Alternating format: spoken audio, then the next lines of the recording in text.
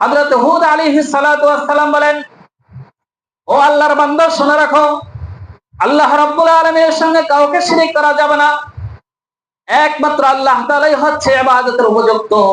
তুমি যদি আল্লাহর ইবাদত করো তাহলে আল্লাহ রাব্বুল আলামিন তোমাকে এরকম ভাবে জান্নাত দান করবে। আর যদি আল্লাহর সাথে তুমি কাউকে শরীক করো, তোমাকে এরকম ভাবে আল্লাহর তৈরি জাহান্নামের মধ্যে, আগুনের মধ্যে তোমাকে নিমজ্জিত করবে। সাদ্দাত তখন বললেন, জান্নাত আবার কি?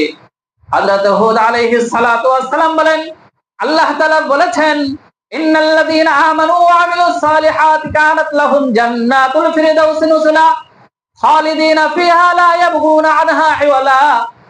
হযরত হুদ আলাইহিস সালাতু ওয়াস সালাম বলেন, জান্নাত হলো আল্লাহর তৈরি একটা রাজকীয় প্রাসাদ, যে প্রাসাদের মধ্যে আল্লাহ রাব্বুল আলামিন অনেক নাজ নিয়ামত রেখে দিয়েছেন, হুর গিলমান রেখে দিয়েছেন, অনেক ফল ফ্রুট, অনেক আল্লাহ তাআলার নিয়ামত রয়েছে। তখন ওই সাদ্দাত বললেন, তাহলে জান্নাতটা কিসের তৈরি?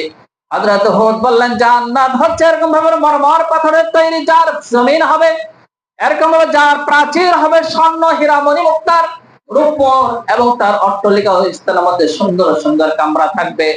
তখন ওই সাদ্দাত তার যে সমস্ত অধীনস্থ মানুষগুলো ছিল, প্রজা ছিল, তাদেরকে ডাকলো যে এলাকার দেশের মধ্যে যত ধরনের স্বর্ণ চাঁদি রয়েছে, আমার যা আছে সব কিছু একত্রিত করা হোক। করার পরে আমিও এরকম ভাবে আমিও জান্নাত তৈরি করব।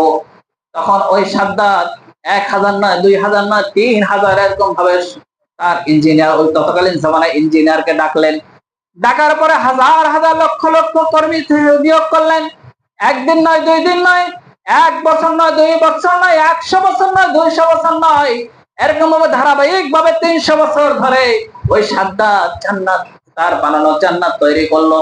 করার পরে আজকে সেই জান্নাতের শেষ তৈরি হওয়ার পরে এখন তার যে সেনাপ্রধান ছিল, সে এসে বলল, জাহাপানা মহোদয়, আপনার তৈরি ওই জান্নাত আমরা তৈরি করে প্রস্তুত করেছি। তখন তাকে ইস্তেকবাল দেওয়ার জন্য, তাকে অভিবাদন দেওয়ার জন্য লক্ষ লক্ষ এরকম ভাবে সুন্দর কুমারী যে জান্নাতের মধ্যে হুর গিলমান থাকবে, যাদের যুবক যারা হবে বা ছেলে যারা হবে, হুরগুলোর তাদের মুখের মধ্যে দাঁড়িয়ে থাকবে না, এরকম আরো অনেক কিছু বললেন। তখন ওই সাদ্দাত সে সুন্দর সুন্দর ছেলে এবং মেয়েদেরকে জান্নাতের, তার ওই জান্নাতের পরিচারিকা হিসাবে নিয়োগ করলেন। যখন ওই সাদ্দাত তার সদল বললেন ওই জান্নাতে প্রবেশ করবেন, জান্নাতে প্রবেশ করতে গেটের মধ্যে গিয়েছেন, হঠাৎ করে দেখতেছেন একজন আগন্তুক মুসাফির ব্যক্তি জান্নাতের মেইন ফটকের সামনে দাঁড়ানো। তখন ওই সাদ্দাত বলতেছেন, এ কে? সকলে বলতেছে, আমরা তো চিনি না।